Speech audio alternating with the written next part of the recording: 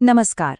आज के इस विशेष विश्लेषण में हम सीधे चलेंगे भारत की एक ऐसी जगह जिसके बारे में सुनकर आपका दिमाग सच में चकरा जाएगा। हम बात कर रहे हैं गुजरात के महान गिरनार पर्वत की। स्रोत सामग्री के अनुसार इस पर्वत के बारे में ऐसे दावे किए गए हैं कि यहाँ आज भी अमर साधु रहते हैं और इसकी गुफाएं किसी दूसरे ब्रह्मांड का गुप्त द्वार हो सकती हैं। तो आइए, बिना किसी पक्ष या मान्यता की तरफ झुके, इन कथाओं और स्रोत के आश्चर्यजनक दावों को डिकोड करते हैं। अब जरा सोचिए, क्या हो अगर एक पहाड़ सिर्फ पत्थरों का एक विशाल ढेर न होकर वास्तव में एक कॉस्मिक मैकेनिज्म हो, एक ऐसा तंत्र जो छिपे हुए आयामों को जोड़ता हो। आज की स्रोत सामग्री हमारी चेतना, हमारे तर्क और विज्ञान की सीमाओं को पूरी तरह चुनौती देती है। यह दावा करती है कि यह पर्वत सदियों से ऐसे रहस्यों को समेटे हुए हैं जिन्हें आज तक कोई पूरी तरह समझ नहीं पाया। तो चलिए शुरुआत करते हैं भाग 1 से, पर्वतों के पितामह। 10,000। जी हाँ, ये कोई छोटी मोटी गिनती नहीं है। गिरनार की 5 प्रमुख शिखरों तक पहुंचने के लिए यात्रियों को पूरी 10,000 सीढ़ियों की थकान भरी चढ़ाई करनी पड़ती है। लेकिन जो बात इसे बिल्कुल असाधारण बनाती है वो ये है कि इस कठिन चढ़ाई के दौरान भी लोगों को अक्सर ऐसा महसूस होता है जैसे कोई अदृश्य शक्ति उन्हें ऊपर की ओर खींच रही हो। हिमालय से भी पुराना माना जाने वाला ये पर्वत ऐसा लगता है जैसे अपने भीतर एक बहुत ही रहस्यमयी ऊर्जा समेटे हुए है। और दिलचस्प बात यह है कि ये ऊर्जा वाली बात कोई आज की नई कहानी नहीं है। 7वीं सदी में जब प्रसिद्ध चीनी यात्री ह्वेनसांग यहाँ आए थे तो उन्होंने भी बिल्कुल यही बात अपने वृत्तांतों में लिखी थी। उन्होंने बताया कि यहाँ के साधु कोई आम इंसान नहीं है। उनके चारों ओर एक रहस्यमयी नीली आभा यानी एक ब्लू ऑरा चमकता है। यहाँ तक कि 3री सदी ईसा पूर्व में सम्राट अशोक ने भी यहाँ अपने शिलालेख बनवाए थे। मतलब सदियों से ये जगह आध्यात्मिक शक्ति का एक बहुत बड़ा केंद्र रही है। आगे बढ़ते हैं भाग 2 की ओर, जादुई जड़ी बूटियों का रहस्य। जैसे जैसे हम पर्वत पर ऊपर की ओर बढ़ते हैं ना, स्रोत सामग्री साधारण लगने वाली चीजों और उनके अलौकिक परिणामों के बीच एक हैरान कर देने वाली तुलना करती है। एक तरफ देखिए, कोई व्यक्ति बस एक टहनी से खाना मिलाता है या गलती से किसी झाड़ी को छू लेता है, और दूसरी तरफ उसका नतीजा क्या होता है? उसे अगले 6 महीने तक भूख प्यास ही नहीं लगती, या फिर कोई पुरानी गंभीर बीमारी तुरंत छूमंतर हो जाती है। ये दिखाता है कि शायद गिरनार की मिट्टी में ही कोई ऐसी अलौकिक बात है जो यहाँ के पेड़ पौधों को भौतिक नियमों से बिल्कुल अलग बना देती है। यहाँ की स्थानीय कथाओं में ऐसी कई घटनाओं का जिक्र है जो आपको सोचने पर मजबूर कर देंगी। जैसे एक किस्सा है कि भटके हुए यात्रियों को एक योगी ने खाने के लिए पत्ते दिए। उनका स्वाद बिल्कुल पापड़ जैसा था और उन्हें खाते ही उनकी सारी थकान और भूख तुरंत मिट गई।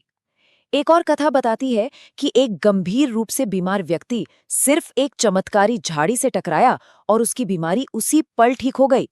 और सबसे अजीब घटना तो वो है जब एक साधु ने एक खास टहनी से अपने दांत साफ किए और उसके सारे दांत एक ही झटके में झड़ गए। स्रोत के अनुसार पृथ्वी तत्व यहाँ जिस तरह बर्ताव करता है वो आधुनिक विज्ञान की समझ से बहुत परे है। चलिए अब चलते हैं भाग 3 पर, मृगी कुंड के अदृश्य साधुओं। पर्वत के बीचों बीच स्थित इस पवित्र मृगी कुंड की उत्पत्ति एक बहुत ही गहरी और प्राचीन कहानी से जुड़ी है। पौराणिक कथाओं के अनुसार राजा भोज को जंगल में एक ऐसी स्त्री मिली जिसका शरीर तो इंसान का था लेकिन चेहरा एक हिरणी का था।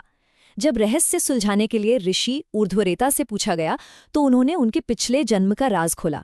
उन्होंने बताया कि पिछले जन्म में राजा एक शेर थे और वो स्त्री एक हिरणी जिसका सिर झाड़ी में फंस गया था।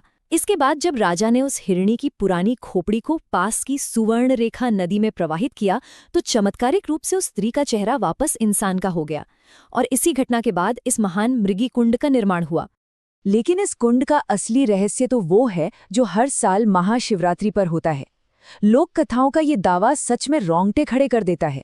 कहा जाता है कि जब हजारों नागा साधु यहाँ शिवरात्रि की रात पवित्र स्नान करने आते हैं तो उनमें से कुछ साधु जब पानी के भीतर डुबकी लगाते हैं तो वो फिर कभी बाहर आते ही नहीं, वो पानी के अंदर ही पूरी तरह से गायब हो जाते हैं।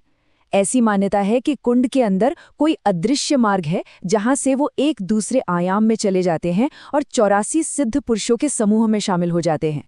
अब आते हैं भाग 4 पर, समय को रोकने वाली काली गुफा। ये हिस्सा शायद सबसे ज्यादा हैरान करने वाला है। काली गुफा को सिर्फ एक पत्थर की गुफा नहीं बल्कि एक कॉस्मिक पोर्टल यानी ब्रह्मांडीय द्वार की तरह बताया गया है।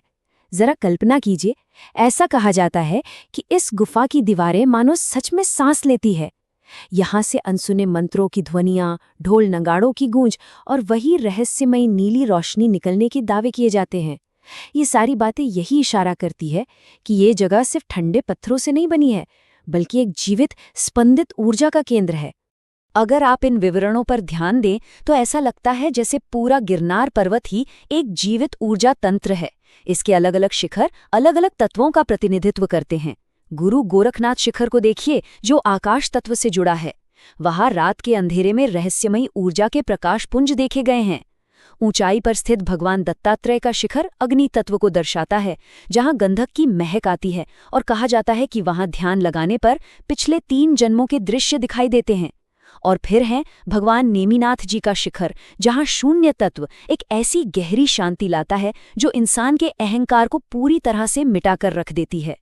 और काली गुफा के बारे में सबसे बड़ा दावा समय के खिंचाव यानी टाइम डायलेशन का है।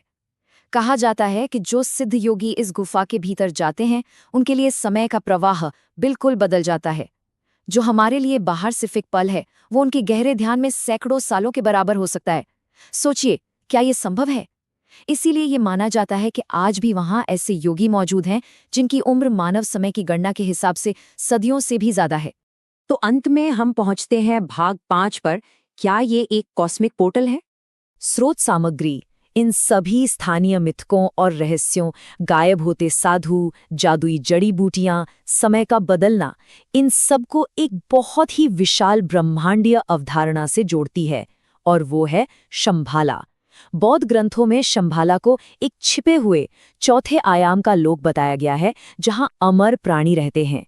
कई लोगों का ऐसा मानना है कि गिरनार सच में कोई साधारण पहाड़ नहीं है, बल्कि इसी शंभाला लोक का सीधा प्रवेश द्वार है।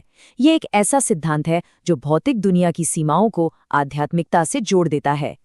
तो इस पूरे विश्लेषण के अंत में हम वापस उसी उकसाने वाले सवाल पर आकर खड़े होते हैं।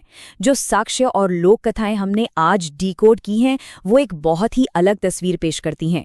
10,000 सीढ़ियों की उस रहस्यमय खिंचाव से लेकर जादुई जड़ी बूटियों तक, मृगीकुंड के उन लुप्त होते साधुओं से लेकर काली गुफा के उस रुकते हुए समय तक, क्या ये पर्वत सिर्फ पत्थरों का एक प्राचीन प्राकृतिक ढांचा है, या सच में अज्ञात से जुड़ने वाला एक जीवित कॉस्मिक तंत्र है? इस सवाल का जवाब शायद सिर्फ उन्हें ही मिलता है जिन्हें गिरनार स्वयं बुलाता है। इस रहस्यमय यात्रा में हमारे साथ जुड़ने के लिए बहुत बहुत धन्यवाद। ऐसे ही और विश्लेषणों के लिए हमारे साथ बने रहें।